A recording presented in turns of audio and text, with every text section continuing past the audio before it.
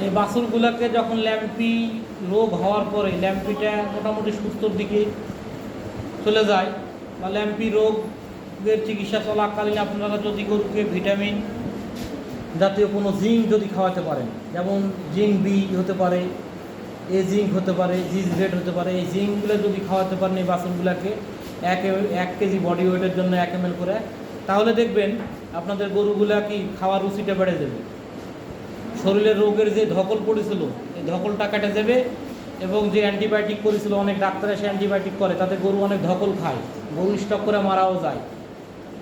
তারপরে অ্যান্টিবায়োটিক থেকে দূরে থাকবেন এবং এই গরুগুলোকে জিঙ্ক খাওয়াবেন। জিঙ্ক বিয়ের কথা বলতেছি এই কারণেই, এটা অত্যন্ত সুস্বাদু এবং ব্যানানা ফ্লেভারটাও খুব ভালো। এই জিঙ্কটা খাওয়াবেন, জিজভেট খাওয়াতে পারেন, এই জিঙ্ক খাওয়াতে পারেন। তবে আমার বাড়িতে যে খামারে যে গরুগুলো আছে বা আমি যে যতগুলো জায়গায় ট্রেনিং করাই, আমার যারা স্টুডেন্ট আছেন তাদেরকে আমি এখন বর্তমানে 1 বছর থেকে জিঙ্ক বিয়ের কথাই বলি, তার কারণ এটা পানিতে দিলেও খাইয়ে ফেলে, এই জন্য জিঙ্ক বিটাই আপনারা দিবেন।